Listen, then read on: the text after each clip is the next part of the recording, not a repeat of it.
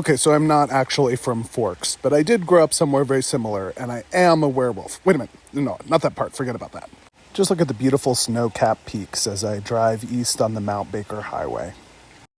Rich, dense green forests and the high, white peaks really makes me feel at home.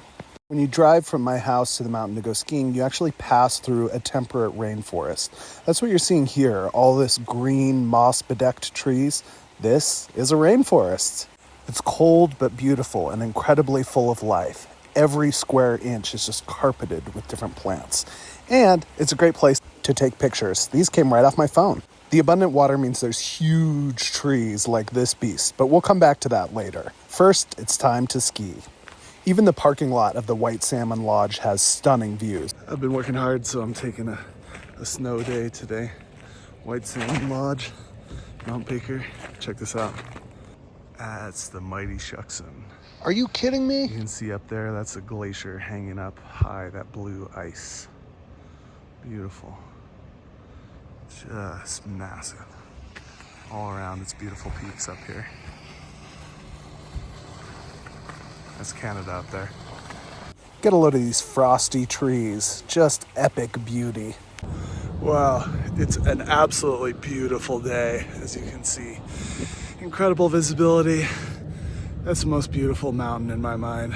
Shuckson, just stunning. Middle of the week, so there's nobody here. I'm on my own chair. Man, I don't know if it gets better than this. Mountain hemlocks, covered in snow, they are serving. I want you to know that there is currently 12 feet of snow on this mountain. 145 inches. For all you Frenchies out there, that's 3.6 meters of snow. So halfway up the second lift of the day, I start wondering, why is my beehole so cold? Which is never something you wonder when things are going right. And I realized my pants aren't waterproof. This does not bode well. My bum is on the puddle.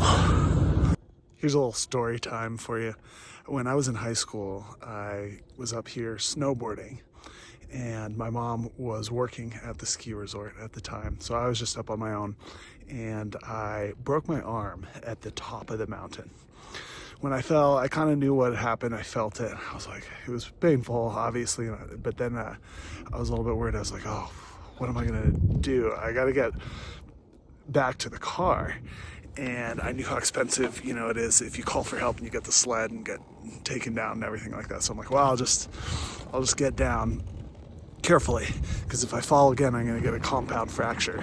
The bone's going to be sticking out of the arm and everything.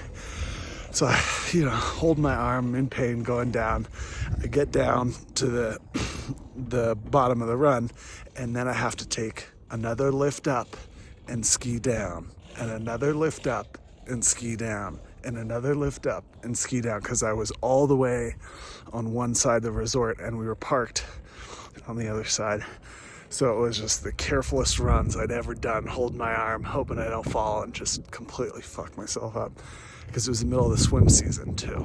So I knew that I couldn't be out for the season.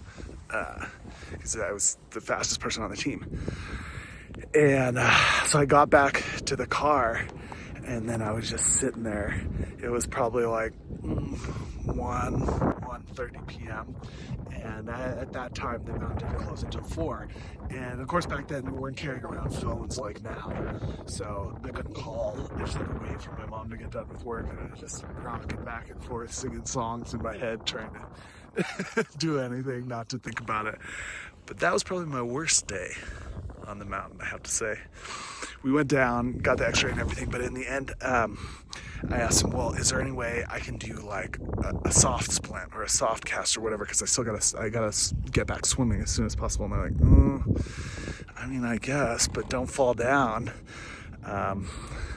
So that's the story of me breaking my arm. I never got the cast, and it healed up okay, but it was rough. So if you ever wonder why I am the way I am, little things like that is part of it.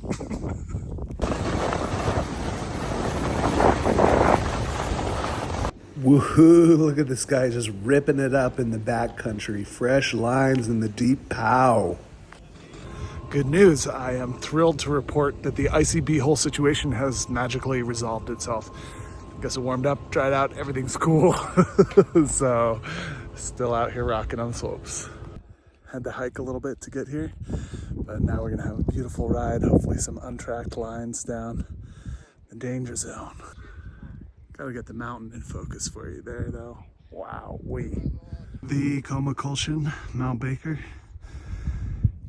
10,000, over 10,000 freedom units tall, permanently covered in glacier.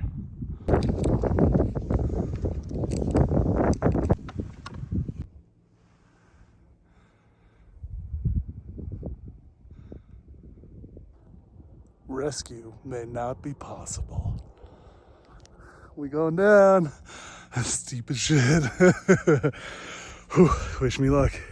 Wee, that was a wild one. Not for effing around. Wish I had a GoPro so you could see me fucking tumbling down the hill there. It was steep. It was heavy. It was a lot of work. It was a little bit scary at times. But that's what it's all about. Bro, yesterday was leg day. So my quads are cooked. Feels good though. So I haven't worked this hard in a long time. I'm digging it.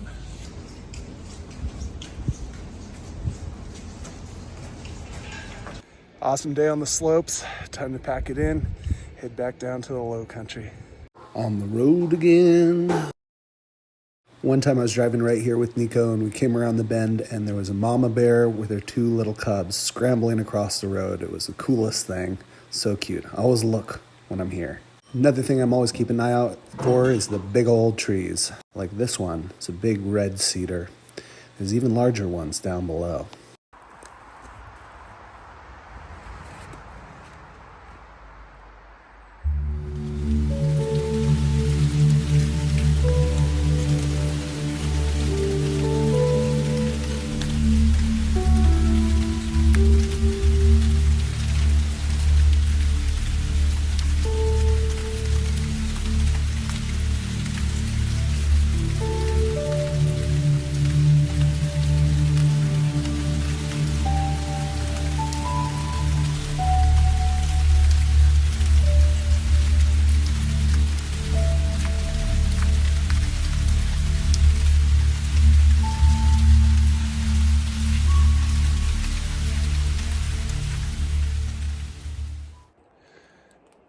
For many centuries, the tree behind me stood in this forest next to its twin, and I would come visit them.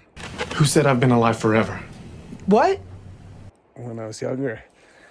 And it's an impressive thing to stand with something so large and so ancient. And one day, I came into the forest and the second tree had fallen. And it's just strange to see in my short life less than 1/20th of the time that this tree has stood here that the other should fall. And it's not really something to be sad about because even though it seems like it, this death is not final. Already in the short years since it's fallen, this tree is becoming a nurse log. Hemlocks, huckleberries, mosses are beginning to grow on its body. And this is how the forest regenerates here. The only thing that makes it sad is how few of these giants we have left. Almost all of them were cut. And there's just little pockets high up in the mountains or in steep drainages where they couldn't be reached. Tiny pieces of this old forest you can visit. It's like going back in time. And And so each giant that falls is one among just a handful now, not the vast expanse there used to be. So that's why I can't help but feel this way. Even though it's natural that they should fall.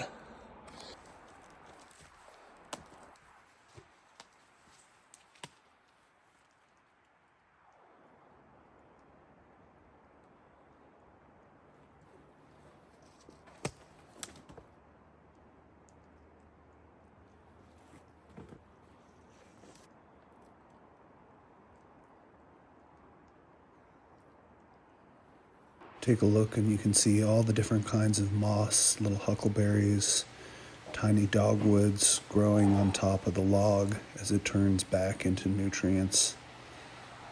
First trees that will grow on it will be hemlocks.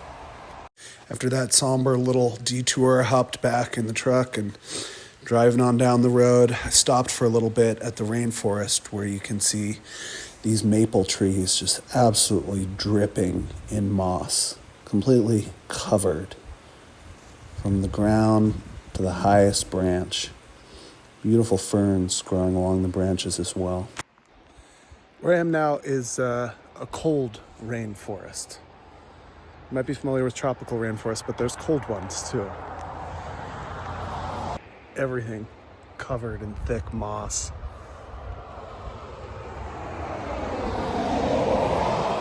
It's beautiful.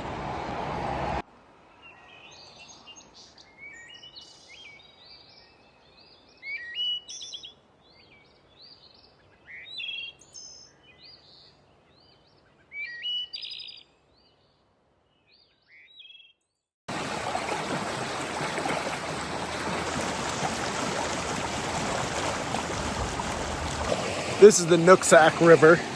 Great name. Love a Nooksack.